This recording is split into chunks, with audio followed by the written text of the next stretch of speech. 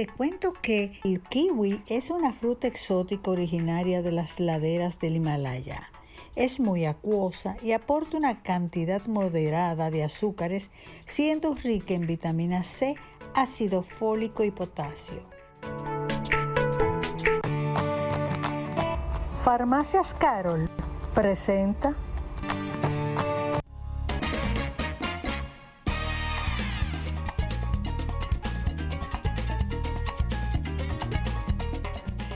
Ya estamos de regreso con ustedes, que estamos muy bien acompañados de un gran amigo, de un gran profesional, de un gran colaborador que va a ser tú eres grande como quiera, el doctor José Javier Asilis Saiter, quien es cirujano general. Y vamos a hablar con él un tema muy interesante. Resulta, y viene a ser el caso, que sabemos que como todo en la vida, tiene su protocolo. Pero nadie se ha preguntado ni ha escudriñado sobre los protocolos médicos. Con él precisamente es ese tema para saber qué no corresponde, qué le corresponde al médico. Todo tenerlo claro para que no estemos haciendo como confusiones cuando nos expresamos de algo. Qué bueno tenerle aquí, doctor. Muchas gracias por invitarme una vez más a tu programa. Saludos a Ana Mirta también, me siento muy complacido. Bueno, para Este es nosotros su siempre es programa también. muy grato tener a José Javier, al doctor José Asilis Saiter, quien, bueno, tiene un fan club muy copioso fuera del aire. Oh. Bueno, fuera del aire, no, en el aire más bien, porque mucha gente nos habla de lo llano que explica y lo bien, o sea que gracias por estar y tomar de su tiempo para estar aquí con nosotros en Hora de Té. Gracias. Doctor, cuando hablamos de protocolos médicos, ¿qué son los protocolos médicos y cuál es la importancia de ellos? Porque no nos ponemos a pensar en eso, ¿eh? Bueno, todo se remonta a lo que se llama medicina basada en evidencias. Medicina basada en evidencias se refiere a la información que se obtiene a partir de estudios de investigación clínica bien diseñados. Por ejemplo, una nueva droga que vayan a probar, se hacen estudios que la prueban entre muchos pacientes, varias instituciones, se diseña de tal manera que se le da a un grupo sí, a un grupo no, ni el que la recibe, ni el que la da sabe de qué se trata. Esos son estudios de investigación. Esos estudios se publican en las revistas médicas. Las revistas médicas tienen diferentes categorías. Las principales generalmente son las que están en Estados Unidos. Y ahí es donde se aspira a que mucha gente publique en ellas. Pero también hay otras revistas en Europa. Estas revistas se llaman indexadas porque son las revisadas por pares, es decir, expertos que van analizando la data obtenida y acepta o no para publicación. Entonces de ahí se obtiene lo que se llama la evidencia científica. Entonces, una forma de hacer llegar la evidencia en forma práctica al médico es a través de lo que se llaman las guías de manejo.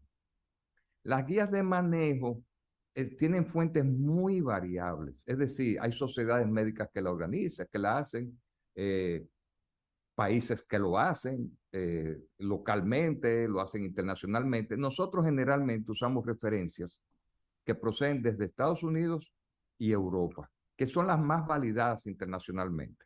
No quiere decir que aquí en algún momento se genere alguna evidencia.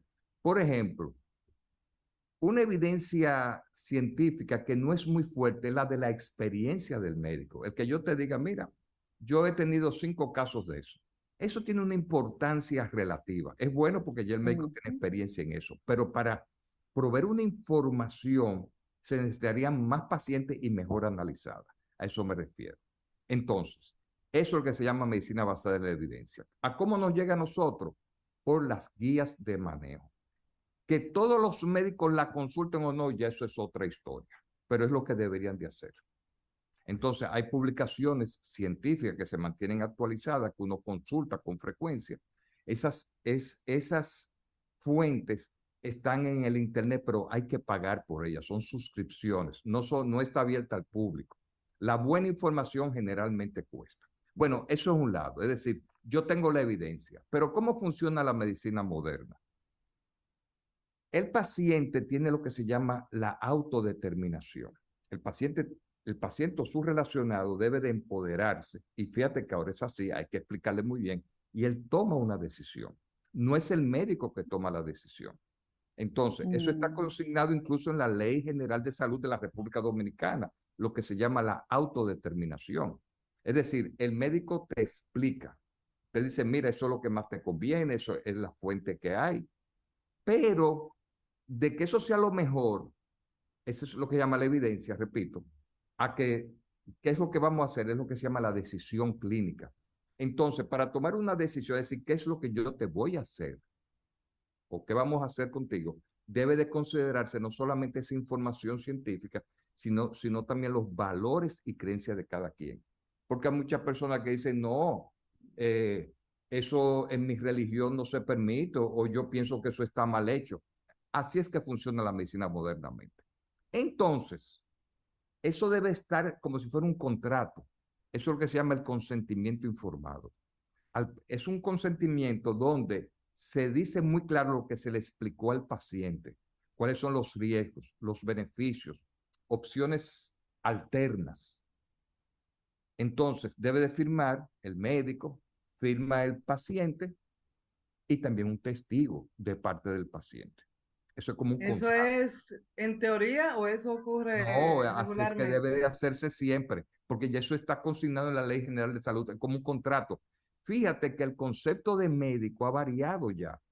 Todos nosotros que tenemos un poquito más de edad, recordamos el médico familiar, llámate a fulano, que es el médico de la familia. Eso ya no Ujú. eso existe y no existe. Por ejemplo, esa medicina donde todos nosotros procuramos tener un seguro médico, porque se ha elevado mucho los costos. ¿En qué nos ha convertido?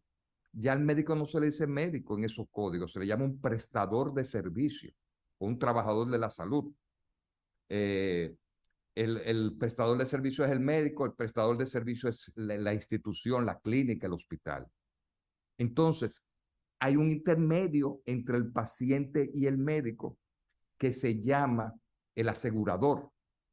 Ese marca una serie de pautas. Sin embargo, yo insisto con las personas de que de alguna manera que aprendan a establecer relación con su médico, dentro de los parámetros éticos y de respeto.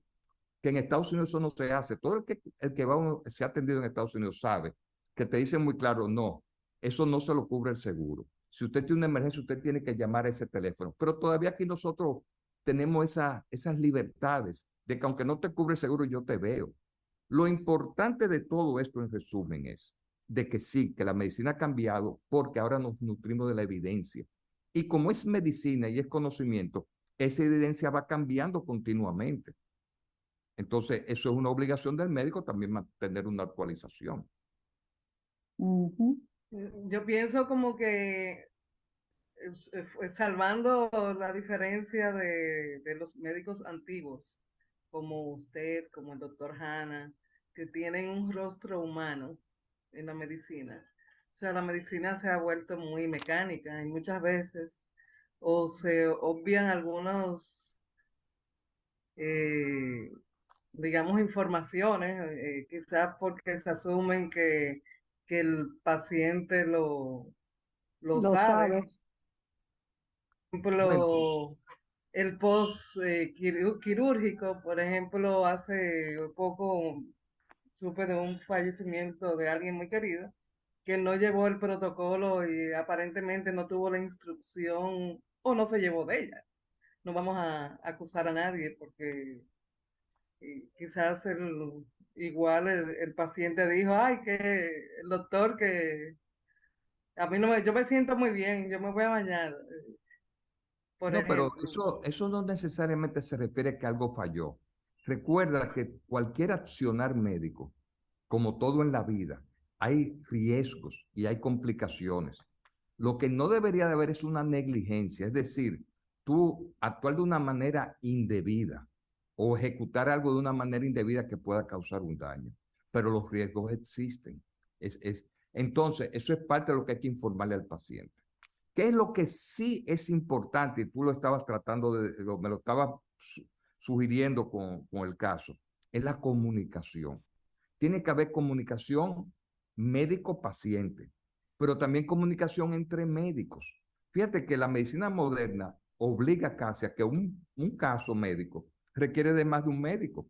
Pero lo que yo veo con frecuencia es que los médicos no se comunican entre ellos, hablando de un solo paciente. Entonces es importante eso. Por eso tiene mucha importancia también el que haya un médico cabecera, el que coordine todo. Porque si tú vas, por ejemplo, donde el especialista de la cabeza y te indica un medicamento, y va donde el ginecólogo y te indica otro medicamento, puede ser que uno de esos medicamentos interfiera con la otra especialidad, con el otro problema que tengas. Entonces, en resumen, sí es importante la comunicación. Eso es muy importante. Comunicación médico-paciente y entre el personal de salud. El médico, por ejemplo, no solamente es entre médicos, sino también con el personal paramédico, enfermeras, asistentes, etcétera. Es decir, si hay algo donde es fundamental la comunicación, es en medicina. Tiene que haberlo. Y contrario a lo que las personas piensan, los programas modernos de enseñanza de medicina en las escuelas, en las universidades, hacen hincapié en el paciente. Todo es centrado en el paciente. Y todo comienza con un contacto. ¿Cuál es el contacto de nosotros? Después que usted lo ve, usted le pregunta por qué vienes. Entonces, y ahí uno comienza a desarrollar un interrogatorio, luego te examina y después es que viene el ordenamiento de pruebas, pero no es al revés de que, yo tengo esta prueba, interprétamela. No, es que en el paciente toma una dimensión diferente y esa debe ser la prioridad. Algo que me preocupa y es porque aquí somos médicos todos, lamentablemente, y creemos también que sabemos hasta más que el médico en muchas ocasiones y tomamos decisiones equivocadas. En ese caso, yo sería, ahora que estaba hablando de la comunicación de médico-paciente, se hace vital que aunque el paciente diga, yo lo sé, le diga, mire, usted está haciendo, usted va a ser operado. Usted tiene que hacer esto. Luego de la operación hay que hacer esto. Porque hay protocolos que aunque tercos somos, hay que volverlo a rastrillar para que al Claro, dominicano se le quede en la cabeza. Porque claro. tomamos decisiones erradas. Eso es parte de nuestra cultura y eso es un problema muy serio. Y ahí mismo viene otro, el tema de cómo adquieres los medicamentos en este país. Aquí tú vas a una farmacia, no tienes, es más, tú llegas con una receta y el que está atendiendo, que no es ningún farmacéutico ni siquiera, te sugiere otra cosa. Entonces tú compras lo que quieras. Fíjate, y eso repercute muchísimo. Personas que llegan automedicadas no te dicen lo que es, cambian el curso de una enfermedad. Aquí se venden medicamentos para la conducta humana, antipsicóticos, sin receta médica. Es increíble. Así mismo es. Entonces, nosotros tenemos mucho desorden. Ahora, a veces yo me quedo viendo los noticiarios y encuentro que hay muchas noticias superfluas. Se murió fulano, a fulanito en tal Ay, sitio. sí. Pero entonces no aprendemos de esas noticias. Porque cuando vemos algún fallo, por ejemplo, que fulanito se intoxicó con tal cosa, tú ves que hay claro que hay medidas que tomar. Pero no, la mente del dominicano es que de operación, pues el escándalo un día y no tomamos medidas. Todo eso, si se tomaran las medidas, vamos avanzando. A mí me dicen, pero que ahora los pacientes llegan con Google. Eso. A mí no me preocupa. ¿Por qué? Porque yo tengo un entrenamiento que yo sé manejar literatura médica que el paciente no lo sabe. O sea, no es solamente que yo recibo pasivamente una información, es que yo hago una interpretación crítica de esa información que me llega. Y eso no está al alcance del paciente, pero no porque yo me estoy enfrentando a un paciente, sino porque debo de saber hacerlo para darle el mejor consejo posible.